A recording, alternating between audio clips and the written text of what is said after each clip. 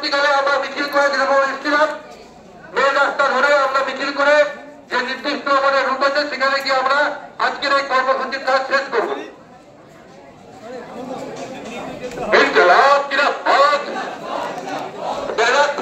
সামনে চলে যান কংগ্রেসরা, আমরা এই বাজার দিয়ে মিছিল করে আমাদের অফিসের কাছে শেষ করবো মেন রোডটা দিয়ে। যারা ট্রেনটা দিয়ে সামনে চলে যান। কংগ্রেস সভাপতি অন্যান্য কর্মী যারা আমাদের জেলার বিভিন্ন প্রান্ত থেকে আজকে এখানে এসে উপস্থিত হয়েছেন, বিষয়টা আপনারা শুনলেন এবং এটা আমাদের কাছে একটা শিক্ষার বিষয়। রাজ্যের যারা আমাদের রক্ষাকর্তা, আমাদের সংবিধান, আমাদের দেশের আইন মেনে যারা আমাদের দেশ এবং রাষ্ট্রকে পরিচালনা করবার জন্য যাদের উপর দায়িত্বভার দেওয়া হয়েছে সংবিধানের পক্ষ থেকে, আজকে তারাই আমাদের রাজ্যের মা বোনদের উপর অত্যাচার করছে, জুলুমবাজি করছে। এখানে খোঁজ নেব যে পুলিশ প্রশাসন তার সঠিক ব্যবস্থা তারা করলেন কিনা। যদি তারা না করেন তাহলে পরবর্তীকালে আমরা নিশ্চিতভাবেই, যেটা দীপ্তি বললেন, আমরা আলোচনা করব।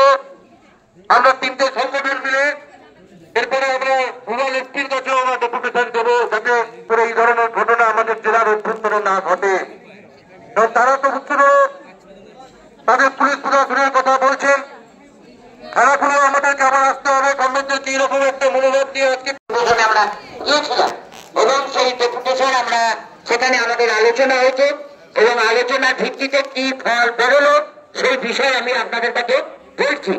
আমরা বলেছি যে আমাদের যে বয়ান, সেই বয়ানে আমরা লিখেছিলাম যে পুলিশ কর্মী যে ঘটনা ঘটিয়েছেন সেই পুলিশ কর্মীকে অবিলম্বে গ্রেপ্তার করতে হবে এবং তার নামে আমরা এফআইআর করবো। তাতে দেখা যায় যে তারা একটা এফআইআরটা হয়েছে, গত 22 তারিখে এফআইআর হয়েছে, কিন্তু এফআইআর এর পর তাকে কোনো গ্রেপ্তার করা হয়নি। এই বিষয় নিয়ে আমরা এতক্ষণ আলোচনা করছিলাম। আমরা যে ছাত্র যুব মহিলা আমরা যে ওখানে উপস্থিত ছিলাম প্রতিনিধি, সেই প্রতিনিধির পক্ষ থেকে আমরা সবাই মিলে আলোচনা করেছি এবং আলোচনার পরিপ্রেক্ষিতে আমরা বলেছি যে এই যে অপরাধী, সেই অপরাধীকে গ্রেপ্তার করতে হবে। গ্রেপ্তার কেন করা হলো না? ওনারা অনেক রকম বিষয় বলছেন যে আমরা এখন লাস্ট বিষয় যেটা উনি বললেন যে সে এখন কোথায় কি করে জানবো, তা আমরা সেই বিষয় নিয়ে বলেছি যে সন্দেশখালীতে যেমন শাহজাহানকে 56 দিন পর কোথা থেকে উদয় হলো, 56 দিন পর তাকে গ্রেপ্তার করা হলো, সেই রকম হয়তো এই পুলিশ কর্মী কয়েকদিন বা 6 মাস পর এখানে উদয় হবে। আর আপনারা একটা রুটিন মাফিক আপনারা গ্রেপ্তার করবেন, করে তাকে পেছন দরজা দিয়ে জামিন দিয়ে তাকে ছাড়িয়ে দেবেন। আমরা সেখানে দাবি করেছি ইমিডিয়েট তাকে গ্রেপ্তার করতে হবে। যাই হোক, আমাদের বিভিন্ন আলোচনার মধ্যে দিয়ে যেটা উঠে এসছে, তিনি বলেছেন যে আমি তো শেষ কথা নয়, আমার উপরওয়ালা আছে, আমরা তাদের সঙ্গে কথা বলবো, কথা বলে 7 দিনের মধ্যে আমরা তাকে গ্রেপ্তার করব।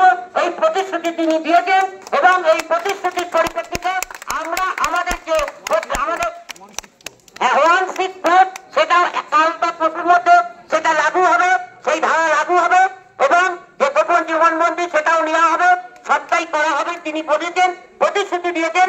আমরা বলেছি যে ওই 7 দিন আমরা লক্ষ্য করব, আমরা অবজারভেশনে রাখবো এবং 7 দিন পরে আমাদের যে আন্দোলন, কি আন্দোলন আমরা করব সেটা সম্পূর্ণ আমাদের ব্যাপার। আমরা আগামী আন্দোলনের যে রূপরেখা সে আমরা আমাদের জায়গায় বসে আমরা ঠিক করবো। আমরা 7 দিন অপেক্ষা করব। এই বিষয়ে আমাদের যে